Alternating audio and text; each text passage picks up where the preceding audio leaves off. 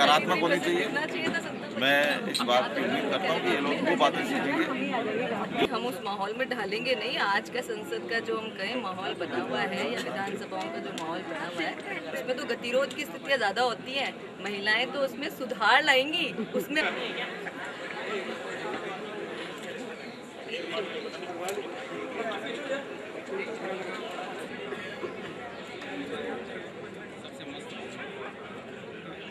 अगर सरकार इसी प्रकार निजी शिक्षण संस्थानों, निजी विश्वविद्यालयों को बढ़ावा देती रही तो वह दिन दूर नहीं जब सरकारी शिक्षण संस्थानों और विश्वविद्यालयों का महत्व समाप्त हो जाएगा और एक दिन ऐसा आएगा जब विद्यार्थियों से अधिक शिक्षण संस्थाएं होंगी। एक तरफ तो सरकार सर्व शिक्षा अभियान चलाती है, दूसरी तरफ इन निजी शिक्षण संस्थानों को बढ़ावा देती है। बढ़ावा देकर के निजी शिक्षण संस्थानों को बढ़ावा देने के कारण शिक्षा का स्तर गिरता ही जा रहा है। शिक्षा के गिरते स्तर का कारण है इन निजी शिक्षण संस्थानों में योग्य शिक्षकों की नियुक्ति नहीं होना। शिक्षा की ओर अग्रसर करते हैं। मैं संसद में यह भी बताना चाहूंगी कि आज भारत की शिक्षा के क्षेत्र में एक अंतर्राष्ट्रीय रेपुटेशन है। इनकी गुणवत्ता के कारण अमेरिकन सरकार इतनी डर गई कि भारतीयों को विदेश में रोजगार न देने के विपरीत कानून बनाए जा रहे हैं। इसलिए हमें ये ध्यान में रखना चाहिए कि हम शिक्षा को ज्यादा से ज्यादा बढ़ा सकें। धन्यवाद। हो रहा है उस पर भारत सरकार क्या कदम उठा रही है? क्यों ये हमले थमने के बजाय व्यापक रूप लेते जा रहे हैं, जो कि सन 2008 में 17 भारतीय हमलों के शिकार हुए और हमलों की संख्या दिन प्रतिदिन इस कदर बढ़ती गई कि सन 2009 में 105 भारतीय हमलों के शिकार हुए। हमने सदन में कई बार सरकार को अवगत कराया, लेकिन यह गूंगी और बहरी सरकार कुछ भी करने में नाकामयाब रही, जिसका नतीजा यह रहा कि अभी हाल ही में ऑस्ट्रेलिया के मेलबोर्न शहर में हमारी भारत सरकार कुछ करने के बजाय सिर्फ हमारे विदेश मंत्री जी ने तो इतना सा ही कहकर पल्ला that our government is also aware of the attacks on Indian students in Australia, and it is a very serious matter. First of all, I wish to submit to the House that the attacks made on Indian students are not a racial one and only a part of it, and it may be considered on this count. It is very difficult to declare the actual cause of violence on Indian students in Australia, and it is easily accepted in the Australian society. And in this way, all they need for support is lots and lots of money. These stories are also shown on videos many number of times. I really don't believe in this theory, but yes, it cannot be denied that Indian... मैं उठूं, वो खिड़की इसी दीवार से खुल जाएगी। माननीय सभापति जी, मैं माननीय सांसद द्वारा उठाए गए प्रश्नों के संदर्भ में सदन प्रश्नों पर मेरी सरकार की स्थिति स्पष्ट करना चाहूंगा। महोदय, इस ऑस्ट्रेलियाई नस्लवाद घटनाक्रम के संदर्भ में मैं स्वयं ऑस्ट्रेलिया के प्रधानमंत्री केविन रुड से बातचीत कर चुका हूँ। स्वयं विदेश मंत्री का ऑस्ट्रेलिया दौरा हो चुका है और ऑस्ट्रेलिया सरकार ने पूर्ण जिम्मेदारी से कार्य करने का आश्वासन दिया है। किसी एक घटनाक्रम या प्रकरण से ऑस्ट्रेलिया के साथ हमारे वर्षों से जो मधुर संबंध है उनको तोड़ा नहीं जा सकता। माननीय सांसद संयम रखें। कुल 600 करोड़ का निवेश कर रहे हैं, इस नाते भी भारतीय वहां सम्मानित आमंत्रित अतिथि के रूप में मान्य है। वर्तमान प्रकरण पर ऑस्ट्रेलिया के विदेश मंत्री Steven Smith, attorney general Rob Hulls, इस सदन के द्वारा जो एक प्रश्न उठाया गया है इस पे दोबारा विचार करें और जो संरक्षक अथवा जिन संरक्षकों के बेटे या बेटी वहां पे ऑस्ट्रेलिया में पढ़ रहे हैं उनको चिंता मुक्त करें। ऑनरेबल मेंबर रवि सुमन। अभी तक कोई भी सांसद रेलवे मंत्री नहीं बना है और इसी वजह से राजस्थान रेलवे के मामले में अन्य राज्यों की अपेक्षा पिछड़ा हुआ है। अतः मैं सरकार से अनुरोध करना चाहूंगा कि इस प्रकार का भेदभाव न बरतें जिससे कि क्षेत्रवाद और प्रांतवाद की भावना बढ़ती जाए, जो कि हमारे भारत की संघात्मक व्यवस्था के लिए बहुत ही हानिकारक सिद्ध होगी। महोदय, वर्तमान रेल बजट में हमारे रेलवे मंत्री जी ने कुछ नई तुरंत रेल सेवा शुरू की है, उनसे मैं बिल्कुल सहमत नहीं हूँ और मैं बताना चाहूँगा कि उसका लाभ केवल 2 जगह के यात्रियों को ही मिल पाएगा। एक तो जहाँ से रेल सेवा प्रारंभ होगी और दूसरी जहाँ पर रेल सेवा खत्म होगी। इसके अतिरिक्त के यात्रियों को बस देखते रहे। और इसके अलावा 20 लाइनों का अमल परिवर्तन किया गया है और इस वर्ष जयपुर राज्य को विश्व स्तरीय प्लेटफॉर्म बनाया जाएगा। यह अपराध साधारण निराधार है कि एक राज्य विशेष में रेल बजट समर्पित कर दिया जाता है। आपने शायद बजट को विस्तार से समझा ही नहीं, अन्यथा यह प्रश्न आता ही नहीं। इस बजट में पिछले बजट हेतु नई लाइनों के लिए 20% ज्यादा बजट आवंटित जो इस प्रकार एक जिनकी आय 1,60,000 से लेकर 5 लाख तक है, उनकी आय दर 10% कर दी है।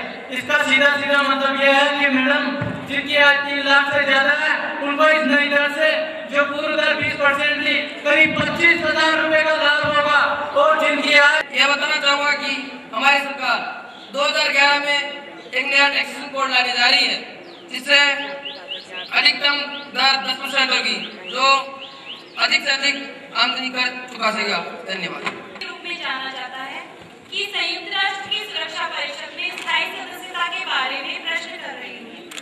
सबसे पहले तो मैं सदन में सभी को यह बताना चाहूंगी कि भारत विश्व का सबसे बड़ा लोकतंत्र है। भारत की आबादी 120 करोड़ से भी अधिक है, जो कि चीन के बाद विश्व में सबसे अधिक है। परंतु सुरक्षा परिषद की स्थायी सदस्यता से कोसों दूर। आखिर क्यों? उच्च शिक्षा के क्षेत्र में भारत ने अभूतपूर्व प्रगति की स्थायी सदस्यता के लिए सतत प्रयास कर रही है। वर्ल्ड वॉच इंस्टीट्यूट के अनुसार वाशिंगटन थिंक टैंक ने भी कहा है कि भारत व अन्य देशों को सुरक्षा परिषद में शामिल करने के लिए सुरक्षा परिषद का विस्तार किया जाना आवश्यक है। परंतु यह बात गौर करने की है कि सुरक्षा परिषद के चार्टर में संशोधन के लिए 5 स्थायी सदस्यों का सकारात्मक वोट दिया जाना आवश्यक है। यदि किसी एक भी स्थायी सदस्य ने नकारात्मक वोट दे दिया तो हमारी यह मुहिम समाप्त हो जाएगी। आज के परिदृश्य में अपराधियों को संरक्षण देना इनका चुनावी मुद्दा है। राजनीति इनका पहनावा है, अपराध इनकी आत्मा है। क्यों नहीं ऐसे उम्मीदवारों को चुनाव लड़ने के योग्य घोषित कर दिया जाता जिनके खिलाफ जघन्य आपराधिक मामले चल रहे हैं? क्यों उन लोगों को वोट डालने दिया जाता है जो अपराधी हैं? प्रजातंत्र की रक्षा के लिए आवश्यक है कि ऐसे लोगों को चुनावी प्रक्रिया से दूर रखा जाए और काले धन को चुनावी प्रक्रिया से प्रभावित होने से रोका जाए। सरकार इसके लिए क्या कर रही है, बताएं। सिद्ध किए बगैर उसे मताधिकार के प्रयोग से और चुनावी उम्मीदवारी से अयोग्य घोषित नहीं किया जा सकता। जैसा कि रिप्रेजेंटेशन ऑफ पीपल एक्ट 1951 के section 8, section 8A and section 9 in section और प्रावधानों के जरिए बताया गया है कि यदि कोई सदस्य दोषी पाए जाते हैं तो उन्हें मताधिकार के प्रयोग से और चुनावी उम्मीदवारी से अयोग्य घोषित किया जा सकता है। और सदन में इस जानकारी से भी अवगत कराना चाहूंगा कि जैसा कि विपक्षी सांसद ने उनके सामने बैठी सरकार के सांसदों के लिए ऐसा भाषा का व अशोभनीय विचारों का प्रयोग किया है और साथ ही झूठे और मनगढ़ंत आरोप भी पेश किए हैं, जिन्हें मैं सिरे से खारिज करना चाहूंगा। और जो भी आरोप लगाए हैं वे सरासर बेबुनियाद हैं।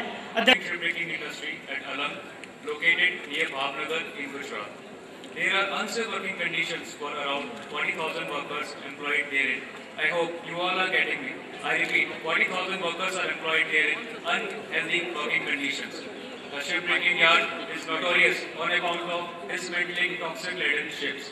A ship, Platinum II, which was originally owned by the United States of America, now of unknown ownership, loaded with toxic substances like polychlorinated biphenyl and asbestos, is lying there to be dismantled and to cause hazard to the environment and to the workers. To Asia. At Alang, the attraction is not simply its cheap labor.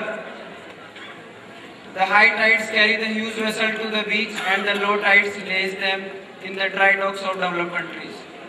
The toxic material on ship could be cleaned. In 2006, the Supreme Court of India directed the formation to assess if the infrastructure at Alang was adequate to prevent environmental pollution and to minimize occupational health hazards. Respectable ma'am, जनता की व्यथा की ओर ध्यान आकर्षित करना चाहता हूं और पूछना चाहता हूं कि रोजमर्रा की चीजें, आटा, दाल, चीनी, चाय, पेट्रोल, डीजल, गैस की कीमतें बेलगाम क्यों बढ़ रही है? क्या जमा करो काला बाजारियों से सरकार ने साठ कर हफ्ता वसूलने का, जनता का शोषण करने का नेटवर्क स्थापित कर लिया है? बीपीएल परिवार वालों को 2 रुपए किलो में गेहूं उपलब्ध कराए जा रहे हैं। सार्वजनिक राशन वितरण प्रणाली जारी है। हर व्यक्ति को घर मिले, घर का सपना साकार हो।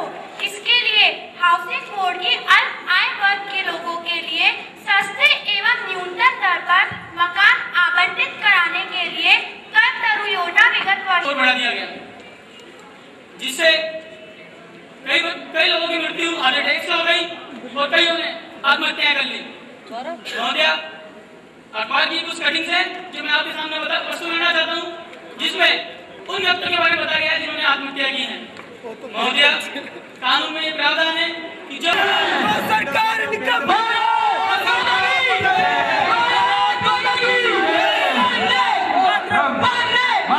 महोदय, माननीय सांसद ने जिस व्यक्ति की कठिन दिखाई है, मैं उसका गौर में संसद को दिखाना चाहता हूँ।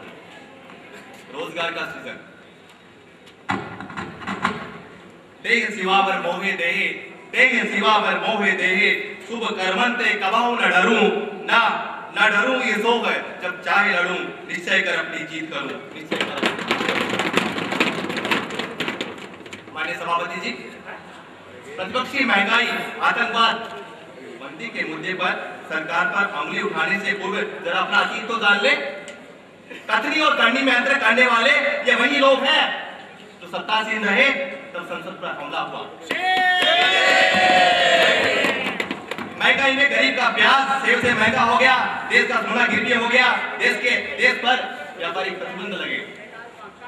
आतंकवादियों को ससम्मान कंधा तक छोड़ने वाले व विभाजन के मूलभूत चिन्ह की मदार में जाकर उसे धर्मनिरपेक्ष व नायक बदलाने वाले तथाकथित स्वयंभू लोह पुरुष हताश और निराश है। मेरा काम और ही है, क्योंकि जनता ने इनकी बैटिंग को कंटिन्यू कर दिया और पेंडिंग में डाल दिया, क्योंकि ताकि किसान सशक्त बन सके। और इस सदन पटल में ये बात करते हुए मुझे अपार प्रसन्नता हो रही है कि इन्हीं ग्रामीण भारत के कारण भारत विश्वव्यापी आर्थिक मंदी से बचा रहा। अंत में मैं इस विपक्ष को इतना ही आश्वासन देना चाहता हूं कि महंगाई पर सरकार की स्थिति लगातार बढ़ी हुई है और महंगाई हमारे पूर्ण नियंत्रण में है। वो जनता को और इस देश को बदलाए नहीं तो है, तो क्यों अफसर को फांसी नहीं दी जा रही? क्यों देश का पैसा उस पर लुटाया जा रहा है? सरकार पाकिस्तान को हम लोग दोषी ठहराती है और पाकिस्तान अधिनिवेश कश्मीर को आतंकवाद गढ़ बताती है। तो क्यों न पाकिस्तान भारत के भरत खेलते शेरों की संतान से दुनिया में कोई देश नहीं बढ़कर हिंदुस्तान में, इस हिंदुस्तान में ऐसे पटाखों से डरने वाले पिछली सरकार में मंत्री रहे लोग कहां से आ गए? आतंकवाद की बुराई से पूरा विश्व जूझ रहा है और हमारी सरकार इसके लिए पूर्णतः सफल एवं कटिबद्ध है। आतंकवाद से निपटने हेतु गृह मंत्रालय ने क्षेत्रीय कार्यदलों का गठन किया है, साथ ही साथ एनएसजी हेतु भी क्षेत्रीय कार्यदलों का गठन किया है। आतंकवाद पर सिकंदर कसा जा चुका है। कसाब अफजल के मुद्दे विचारणार्थ है, मानवता की उपेक्षा नहीं की जा सकती, जो भी निर्णय होगा कार्रवाई करेगी। पर मिजाजे जहां बदलने को ये सब काफी नहीं होता, नसीहत देने वाले खुद बदले तो बदलता है जमाना। माननीय सांसद महोदय को बता देना चाहता हूँ, नक्सलवाद की समस्या से पूर्णतः निजात पाने के लिए विशेष कार्यदल गठित किए गए हैं। माओवादियों के प्रमुख 15 पोलित ब्यूरो सदस्यों में से 12 सरकार की गिरफ्त में आ चुके हैं। गृह मंत्रालय संभालने के बाद मेरा पहला व प्रमुख उद्देश्य देश में अमन व शांति का है। इसके लिए विपक्ष से सहयोग चाहूंगा। सुरक्षा के नाम पर बेवजह जेड लिस्ट लेने वालों को शॉर्ट लिस्ट किया गया है एवं कार्यकाल में उचित कदम न उठाने का मिला। यह दौर भी देखा है तारीख की आंखों से, लम्हों ने खता की, सदियों ने सदा। सामाजिक दायित्व, उसका यह सामाजिक दायित्व भी होता है। देश के आर्थिक व सामाजिक विषमताओं को तभी दूर किया जा सकेगा जब निजी क्षेत्र की भूमिका उन्हें अंतर्राष्ट्रीय मार्केट के अंदर एक बहुत बड़े कंपटीशन का सामना करना पड़ता है, जिसमें एक क्वालिटी प्रोडक्ट होना जरूरी है और उसके उत्पादन में एक एडवांस टेक्नोलॉजी प्रश्न है। तो मैं आपके माध्यम से विद्वान सांसद को अवगत कराना चाहूंगा कि आज जिस भारी मात्रा के अंदर निजी क्षेत्र रोजगार का सृजन कर रहा है, उससे जो जिम्मेदारी कब तक रोजगार देने की सरकार के कंधे पे थी, आज निजी क्षेत्र ने बांट ली है। और मुझे चाहूंगा कि हमारे संविधान में इस तरह का प्रावधान नहीं है, फिर भी करने का अंडा देती है। अगर उद्योग को नष्ट कर दिया जाएगा तो देश के आर्थिक विकास के बारे में नहीं सोचा सकता। इसलिए हमारी सरकार राजनीतिक हितों की रक्षा के लिए देश के आर्थिक सिविल राइट एक्ट के अंदर भी नहीं आता है। इन लोगों के मानवीय अधिकारों का उल्लंघन हो रहा है। ऐसे में सरकार को चाहिए बच्चे को स्विमिंग का अच्छा प्रशिक्षण देकर छोटी ही उम्र में एक अच्छा तैराक तैयार किया जा रहा है। खेल और खिलाड़ी देश का गौरव है। आखिर इसे ये सरकार कब समझेगी? सरकार को स्पोर्ट्स पॉलिसी के तहत ऐसे प्रावधान करने चाहिए जिसमें खिलाड़ी डोप टेस्ट तथा व्यक्तिगत भलाई में ही व्यस्त है। खिलाड़ियों की भलाई पर कोई ध्यान नहीं दिया जा रहा है। सरकार को ये भी योजना बनानी प्रावधान भी है। अध्यक्ष महोदय, माननीय सांसद का आरोप है कि खिलाड़ियों को मेडल तक बेचने के लिए मजबूर होना पड़ता है। ये गलत है, निराधार है। सरकार उन सभी खिलाड़ियों को जो ओलंपिक, एशियाड, कॉमनवेल्थ आदि खेलों में अच्छा प्रदर्शन करते हैं, उनके लिए हर प्रकार की सुविधा एवं सुरक्षा मुहैया करवाती है। महोदय, रूस की तरह भारत के बच्चे भी अब 6 महीने में देखते हुए नजर आएंगे। इसके लिए स्पोर्ट्स अकेडमी की एक स्विमिंग सेल खोल दी गई है, जो बाल अवस्था से ही बच्चों को तैराकी का प्रशिक्षण देगी।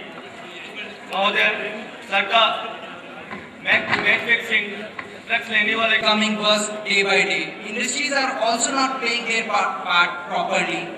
Industries are also not implementing labor law or industrial contract act. We can have the example of Chinese product. The government is not serious in stopping those Chinese products which can ruin our industries and hence the labor will unemployed. The industries are also not providing करती है। इन कार्यों में नियमित रोजगार आर्थिक दृष्टि से व कॉस्ट अफोर्डेबिलिटी की दृष्टि से ना तो संभव है और ना ही वांछनीय है, परंतु श्रमिकों के हित का सरकार पूरा ध्यान रखती है। धन्यवाद।